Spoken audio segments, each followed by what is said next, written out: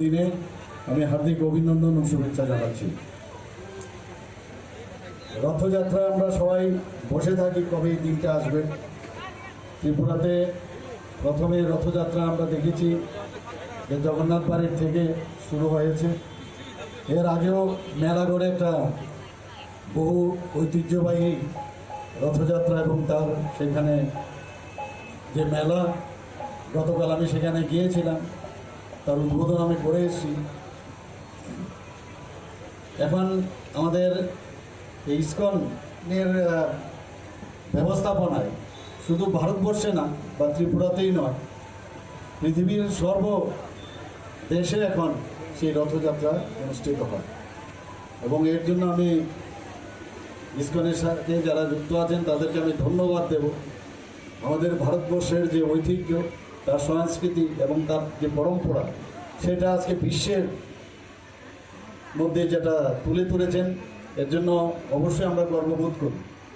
আমরা মায়াপুরেও দেখেছি, এখানেও ইসকনের বিভিন্ন যেসব রথযাত্রা থেকে শুরু করে আমরা বিভিন্ন যে ধর্মানুষ্ঠান হয়ে থাকে, সত্যি অপূর্ব।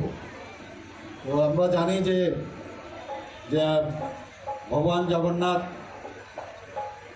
এবং সুভদ্রা, বলরাম, ওনারা শুধু মন্দিরের মধ্যেই ওনারা বিরাজমান থাকেন না, কিন্তু এই দিনে, আজকের দিনে ওনারা মন্দির থেকে বেরিয়ে সাধারণ মানুষের মধ্যে ওনারা বিরাজমান।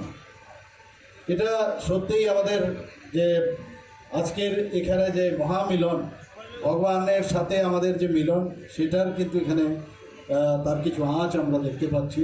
এবং তার জন্যে মানুষ বসে থাকে কবে এই রথকে একটু টেনে দেবেন, ভগবানকে সামনের দিকে এগিয়ে নিয়ে যাবেন এবং নিজেও সামনের দিকে এগিয়ে যাবেন। আমাদের সরকার এবং আমাদের প্রধানমন্ত্রী নরেন্দ্র মোদীজিও সেইভাবেই এই যেভাবে ধর্মানুষ্ঠানের মাধ্যমে সবকা সাথ সবকা বিকাশের মাধ্যমে সবাইকে সামনের দিকে টেনে নিচ্ছে, তদ্রূপ আমাদের সরকারও সবাইকে নিয়ে, আমরা জানি যে ঈশ্বর ছাড়া কিছুই সম্ভব নয়, ঈশ্বরকে অবশ্যই আমাদের মানতে হবে এবং সেই দিশায় আমরা কাজ করি। এবং আজকে যে ইসকন আয়োজিত এই যে রথযাত্রা এবং তার যে উৎসব এখানে পালিত হচ্ছে, আমি এখানে উপস্থিত সমস্ত ধর্মপ্রাণ যারা আছেন, যারা ভক্তবৃন্দরা আছেন, উপস্থিত সবাইকে এবং মঞ্চে যারা উপস্থিত আছেন সবাইকে আমি হার্দিক অভিনন্দন এবং শুভেচ্ছা জানাচ্ছি।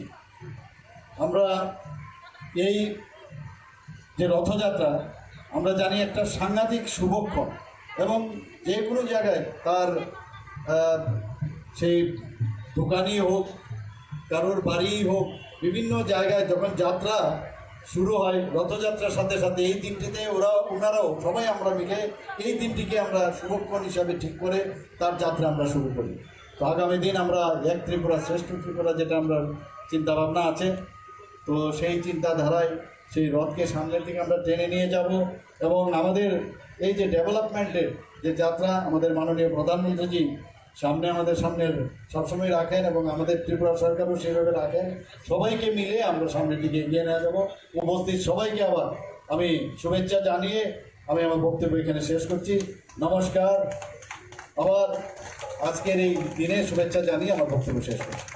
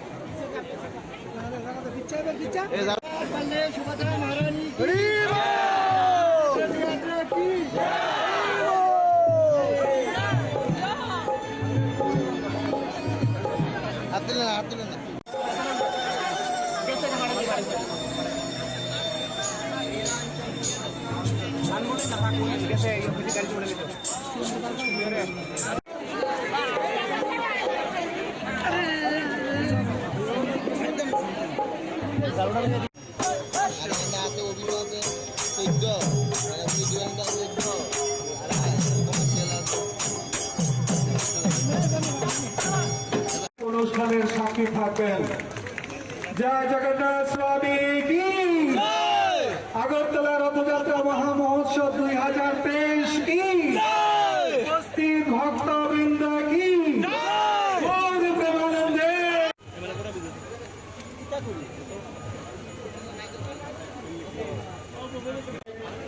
আমাদের অত্যন্ত শ্রদ্ধেয় রামচন্দ্র জমাতিয়া স্যার এবং অন্যান্য যারা উপস্থিত, সুশান্ত চৌধুরী, টিঙ্কু রায় স্যারজি, এছাড়া আমাদের উপস্থিত আছেন আমাদের যারা স্বেচ্ছাসেবক রয়েছেন। আপনার মন্দিরের সামনে যারা আছে সবাইকে বলবেন মঞ্চের সামনে এসে যারা